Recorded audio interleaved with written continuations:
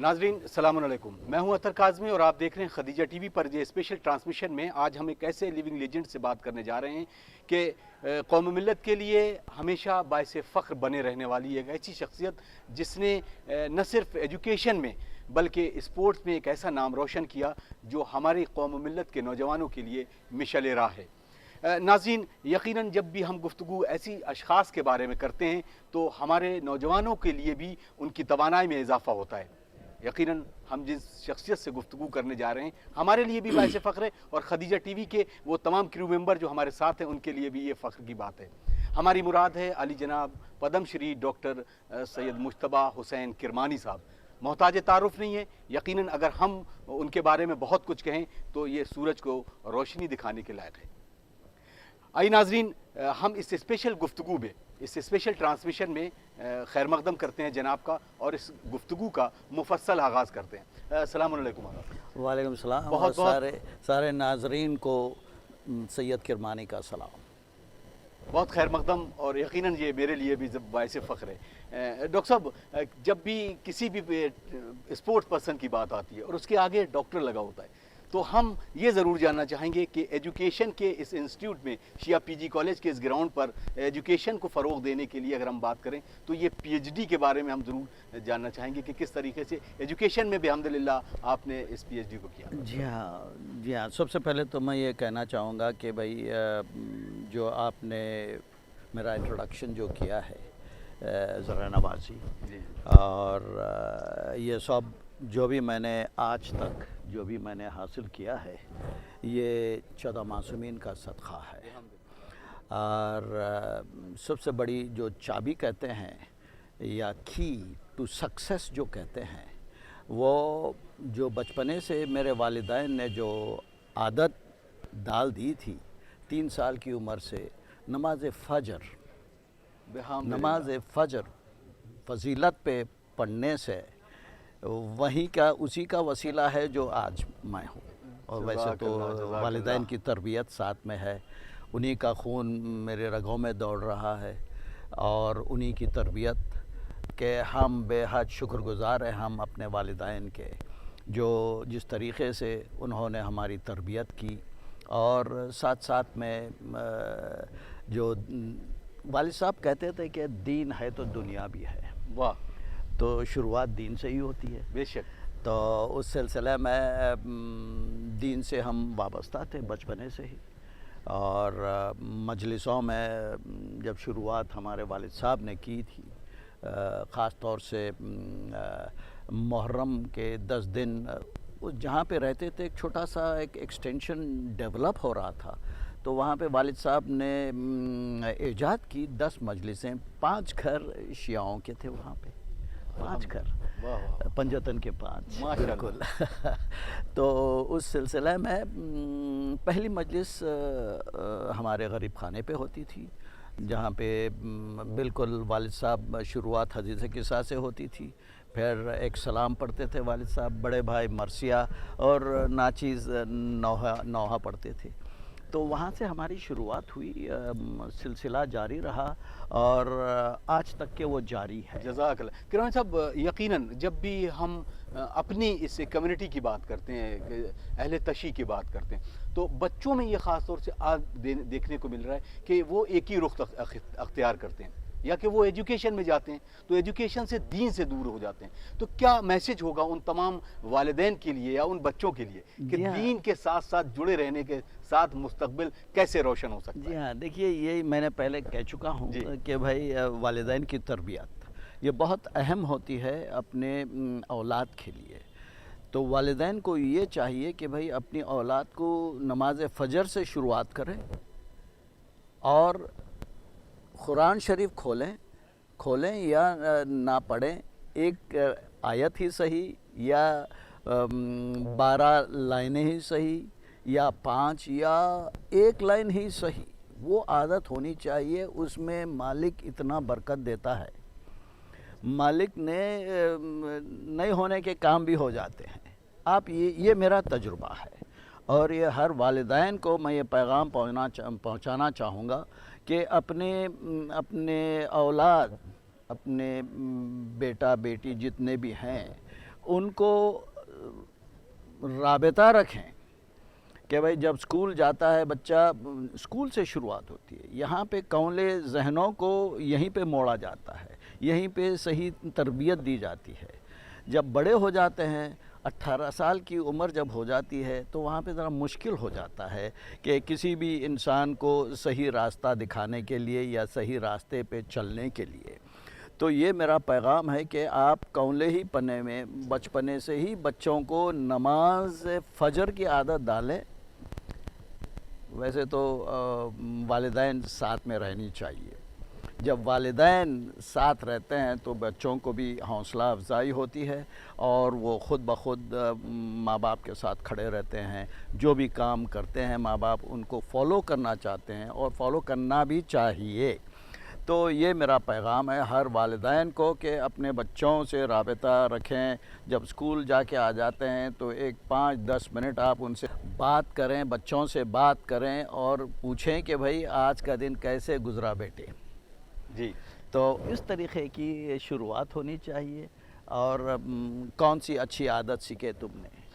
کرمانی صاحب، بحمدللہ آپ کو پدم شری ملا ہوا ہے، آپ کو ارجن ایوارڈ ملا ہوا ہے، آپ کو ایکلویہ ایوارڈ ملا ہوا ہے۔ یقیناً کوئی بھی ایوارڈ کسی کے لیے بھی اعزاز رکھتا ہے، لیکن ان سب چیزوں میں کوئی ایسا واقعہ کہ جو آپ کو ان ایوارڈ سے زیادہ، تو وہ کبھی کبھی کچھ واقعات ہوتے ہیں زندگی کے کہ وہ شاید ایوارڈ سے زیادہ خوشی دیتے ہیں۔ تو میں نے جو سوال کیا اس کے پس منظر میں ضرور آپ سے پوچھنا چاہوں گا اس بات۔ جی ہاں، یہ سب اعزازات جو بھی مجھے عطا کیے گئے ہیں تو یہ اوپر والے اور 14 معصومین کے وسیلے سے میرے کو عطا کیے گئے ہیں۔ اس میں کوئی شک نہیں ہے۔ یہاں پہ اس میں دلی کوشش ہونی چاہیے، ہر چیز میں، ہر شعبے میں دلی کوشش ہونی چاہیے۔ اور سب سے پہلے تو جیسے کہ میں نے نماز روزے کی پابندی ہونی چاہیے، پابندی سے نماز پہلے پڑھنی چاہیے، اس کے بعد پھر دوسرے احکامات ہوتے ہیں اس پہ نظر رکھنی چاہیے۔ یہ سب والدین کی طرف سے اگر میرے کو آپ اگر پوچھیں گے تو کہاں سے تعلیم شروعات ہوتی ہے، کہاں سے تعلیم شروع ہوتی ہے بچے کے لیے، میں تو کہوں گا کہ یہ ماں کے شکم سے شروع ہوتی ہے۔ واہ واہ واہ واہ، ماں کے شکم سے شروع ہوتی ہے یہ۔ اسی لیے تو ہم نے بچپنے سے ہی ہمارے دادا دادی نانا نانی سے سنتے ہوئے آئے کہ جب جو ماں بننے جا رہی ہے اس کو احکامات اور اس کو جو بتائے جاتے ہیں چیزیں کہ بھئی اچھی نظر رکھیں، اچھا سنیں، اچھی بات کہیں تاکہ وہ اثر بچے پر پہنچے۔ جزاک اللہ۔ کرمانی صاحب، یہی تو شروعات ہوتی ہے۔ جی ظاہر سی بات ہے، کیونکہ اگر جہاں تک تعلیم کے حوالے سے بات کی جائے تو کہا یہ جاتا ہے کہ خاتون کی تربیت پورے ایک معاشرے کی تربیت اور تعلیم ہے۔ میں اس لیے اس انٹرویو کو، کیونکہ بحمدللہ آپ سے جو گفتگو ہوگی کرکٹ اور کرکٹ کے حوالے سے، کربلا جو ہے وہ ہمارے خون اور ہمارے ہر ایک لہجہ لہجہ ہمارے اندر پیوست ہے اور اس کی ہر ایک رخ سے ہمیں توانائی ملتی ہے۔ کربلا کے کس لمحات کو آپ جو ہے عیاں کریں گے جس سے پوری دنیا کے اندر ایک انقلابی ہیجانی کیفیت برپا ہو جائے؟ جی ہاں، یہ بہترین سوال کیا آپ نے۔ کھیلنے کے دوران جب عروج پہ تھا میں کھیلنے کے میدان میں، تو کویت میں ایک میچ، بینیفٹ میچ کیا جا رہا تھا، تو وہاں پہ میرے چچا سسر دو موجود تھے، اور یہ 1985 کی بات کر رہا ہوں میں۔ تو ان کے گھر گیا میچ کے بعد، تو شام میں انہوں نے سیدھا ٹی وی کھول کر بیٹھ گئے ٹی وی کے سامنے اور کہنے لگے بھئی آپ کیوں اتنا گھسے ہوئے ہیں ٹی وی میں؟ میں پوچھا چچا سسر سے، تو انہوں نے کہا ارے تم کو معلوم نہیں وار چل رہی ہے، ایران اور عراق کے بیچ وار چل رہی ہے۔ نکلا تو یہاں سے میزائل نکلا ہے، دھڑ وہاں پہ پہنچا عراق کے دیواروں پہ۔ ارے وار چل رہی ہے؟ میں نے پوچھا ان سے، ہاں بالکل وار چل رہی ہے۔ ارے باپ رے کیا بات ہے۔ بس انہوں نے، میں نے ان سے کہا کہ بھائی یہاں سے عراق یہاں سے کتنی دور ہے کویت سے؟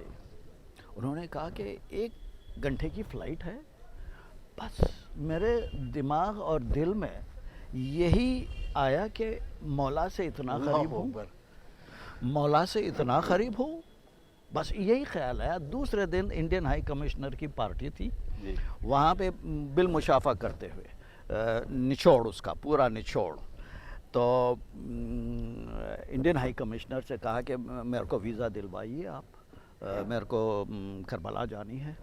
ارے کیا آپ ہماری نیشنل پراپرٹی ہیں، آپ انٹرنیشنل پراپرٹی ہیں، وہ کسی کو ویزا نہیں دیا جا رہا ہے، ساری ویزے بند ہو چکے ہیں، آپ کو پتہ نہیں ہے کہ بھائی وار چل رہی ہے دونوں کنٹریز کے بیچ میں؟ میں بولا چل رہی ہے، مگر آپ اگر ویزا دلا دیے میرے کو تو انشاءاللہ میں اتنے جگہیں چھوڑ کے آپ عراق اور کربلا کیوں جانا چاہ رہے ہیں؟